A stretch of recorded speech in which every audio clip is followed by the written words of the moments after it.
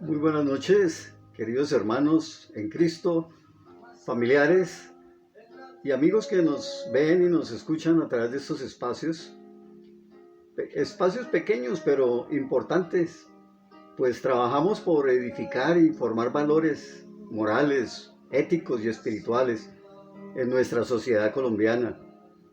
Es decir, estamos haciendo patria, porque estamos tratando de bendecir a toda persona o comunidad que vea y escuche estas enseñanzas que proceden de la Biblia, la palabra de Dios, a través del Evangelio del Señor Jesucristo, que son las buenas noticias, con plena certeza que es el único camino a la solución de los conflictos de nuestra sociedad, agobiada por los problemas que vivimos actualmente, que son de conocimiento de toda nuestra sociedad.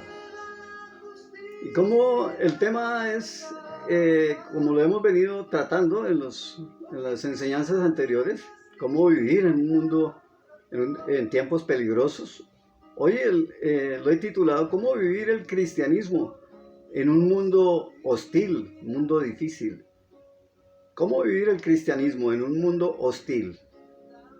Y es que en nuestro mundo actual, ser cristiano y vivir conforme a la fe de Jesucristo es difícil en muchos países y en otros continentes, como Asia, el Medio Oriente, en los países árabes, aún en Israel, en el continente africano y otras naciones principalmente musulmanas o de religiones orientales, donde hay y ha existido persecución contra el cristianismo. Afortunadamente esa persecución no la vivimos aún en nuestros países occidentales, en Colombia, con algunas excepciones, ¿no? Y como cristianos somos privilegiados porque gozamos de libertad de culto, libertad religiosa, y tenemos protección legal y derechos como cualquier ciudadano, con cualquier comunidad, para practicar nuestra fe, congregarnos, adorar a nuestro Dios y aún compartir nuestra doctrina del Evangelio de Cristo Jesús. A todas las personas que quieran ver y escuchar estas buenas noticias de la palabra de Dios a nuestro alrededor. Tenemos el ejemplo de la iglesia primitiva. A la iglesia primitiva, el Señor Jesús, antes de partir, ya después de haber muerto en la cruz y haber resucitado al tercer día, Él se reunió con sus discípulos, se apareció a sus discípulos y les dio la gran comisión. Eso lo vemos relatado en el Evangelio de Mateo, capítulo 28, de los versículos 18 al 20, donde dijo el Señor: toda potestad me ha sido dada en los cielos y en la tierra. Por tanto, vayan y hagan discípulos a todas las naciones, bautizándolos en el nombre del Padre y del Hijo y del Espíritu Santo, y enseñándoles que guarden todas las cosas que les he mandado. Y yo estaré con ustedes todos los días hasta el fin del mundo. Les dio el Señor, esa es la llamada gran comisión del Señor Jesús a sus apóstoles, a la iglesia naciente, la iglesia primitiva. Los apóstoles y los discípulos la estaban llevando a cabo, pero no a plenitud. Así sucedió en el comienzo de la iglesia primitiva, nacida en Pentecostés. Y el Señor Jesús les había dado también el poder del Espíritu Santo. En Hechos 1:8 le aparece el versículo cuando dice el Señor: pero cuando venga sobre ustedes el Espíritu Santo, recibirán poder, y serán mis testigos en Jerusalén, en Judea, en Samaria y hasta lo último de la tierra. Pero ellos limitaron la visión y el mandato del Señor Jesús y se conformaron con lo que estaban haciendo solamente en Jerusalén. Eso lo podemos ver en el libro de Hechos de los Apóstoles, del capítulo 1 hasta el capítulo 5. Vemos cómo la iglesia estaba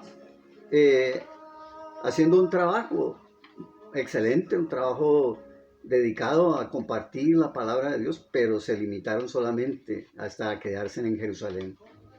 Y entonces Dios tuvo que permitir que viniera una persecución a la iglesia.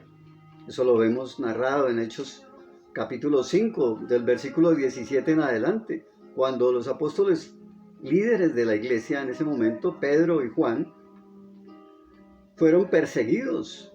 De allí en adelante ser cristiano se convirtió en un peligro. Esteban, hombre y siervo de Dios, lleno de la gracia y del Espíritu Santo, fue perseguido y posteriormente asesinado, martirizado, fue muerto apedreado. Fue el primer mártir de la iglesia de Pentecostés, después de Pentecostés. Eso lo vemos en Hechos capítulo 6, del versículo 8 en adelante. De manera que en la iglesia cristiana de la actualidad también nos hemos conformado a una vida fácil y cómoda de este mundo. Hemos limitado la visión y el mandato de Dios a través del Señor Jesucristo de ir y hacer discípulos a todas las naciones. Esa gran comisión dada por el Señor a su iglesia. No estamos reconociendo y valorando la libertad y circunstancias favorables en nuestras naciones donde hay libertad aún para predicar el Evangelio de Cristo y formar discípulos del Señor Jesucristo. Como lo dice el apóstol Pablo en el capítulo 10 del libro de Romanos, desde los versículos 13 al 15.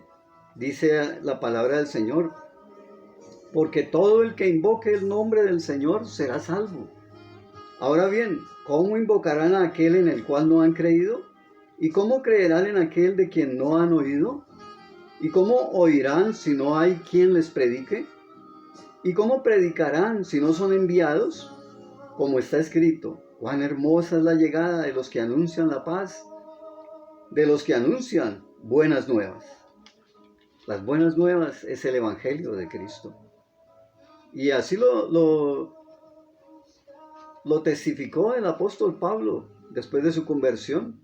Entonces, ¿cómo podemos vivir el cristianismo en nuestro tiempo actual? De eso se trata estas enseñanzas, de tener una guianza y una dirección sobre cómo, de acuerdo a los principios bíblicos, podemos vivir la vida cristiana aplicando la teoría a la práctica, vivir la palabra de Dios. El dilema de vivir, de practicar la palabra de Dios en tiempos de conflictos políticos, sociales, económicos y religiosos como los que estamos viviendo en nuestro país, Colombia. Realmente necesitamos ver al ejemplo del apóstol Pablo, que fue un imitador del Señor Jesucristo.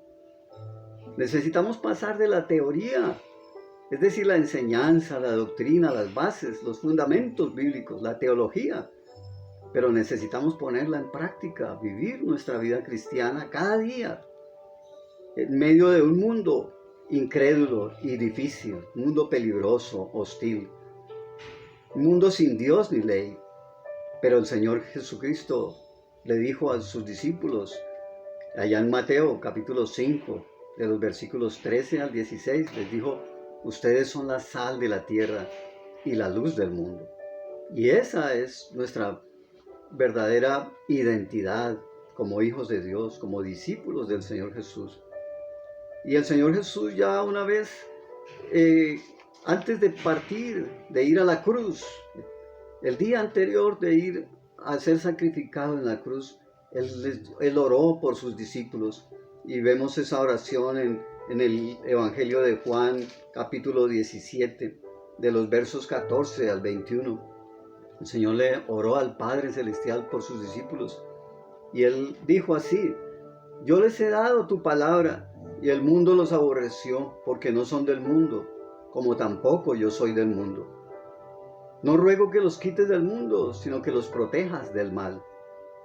Ellos no son del mundo, como tampoco yo soy del mundo. Santifícalos en tu verdad, tu palabra es verdad. Y el verso 20 y 21 dice: pero no ruego solamente por estos, sino también por los que han de creer en mí por la palabra de ellos, para que todos sean uno, como tú, oh Padre, en mí, y yo en ti, que también ellos sean uno en nosotros, para que el mundo crea que tú me enviaste. Esa fue la oración del Señor Jesús como sumo sacerdote. Y oró al Padre Celestial porque Él sabía lo difícil que iba a ser la vida cristiana, pero para eso nos dio su poder, su Espíritu Santo, morando en nosotros. El apóstol Pablo, antes Saulo, perseguidor de la iglesia, al convertirse al cristianismo, no siguió viviendo como un religioso fariseo o intelectual aislado de la realidad.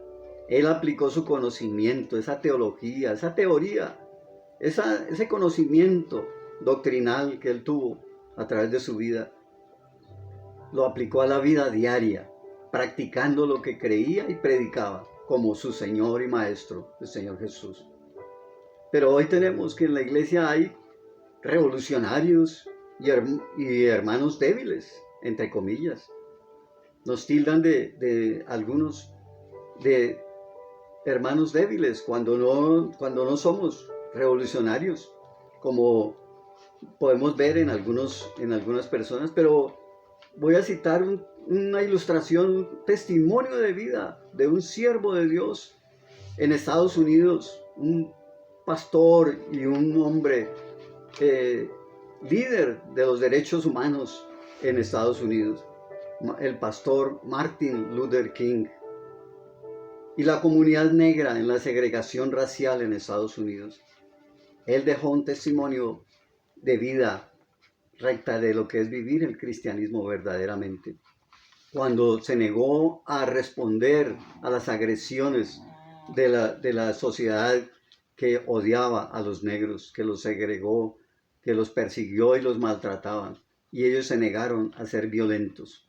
Y eso fue testimonio para todo Estados Unidos. Y él murió asesinado por causa de sus derechos, por causa de su testimonio de vida cristiana y de ser un pacifista. Pero ese testimonio quedó para la historia de la humanidad como una herencia del cristianismo. Y ahora, en medio de los conflictos en Colombia, ¿en qué estamos ocupados los cristianos hoy en día?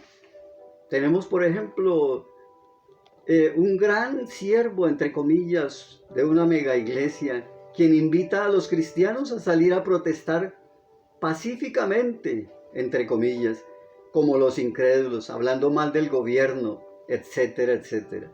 ¿Cuál debe ser nuestra actitud correcta? Actitud cristiana para con el gobierno, con las autoridades, nuestros gobernantes, que fueron instituidas estas autoridades por Dios. Como lo dice el apóstol Pablo en los capítulos de Romanos, capítulos 12 y 13, habla de los deberes cristianos y de que debemos tener como la seguridad de nuestra verdadera identidad cristiana, saber quiénes somos en Cristo y a qué fuimos llamados.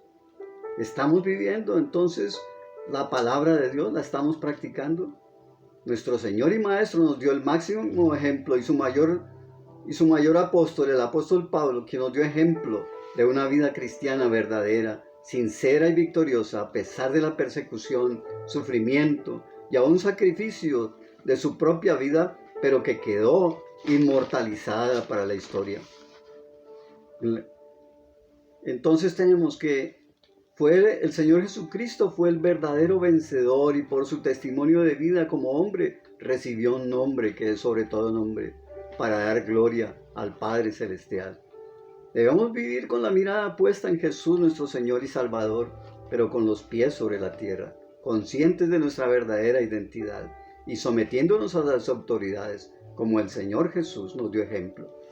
Dios los continúe bendiciendo, Dios les guarde y que podamos reflexionar en estos pasajes de la palabra de Dios que nos enseñan cómo vivir una vida victoriosa en Cristo Jesús, para que todo aquel que lo conoce pueda tener una comunión más íntima con el Señor y los que no lo conocen lo reciban como el Señor y Salvador, el único camino a la solución de los conflictos en todas las naciones de la tierra.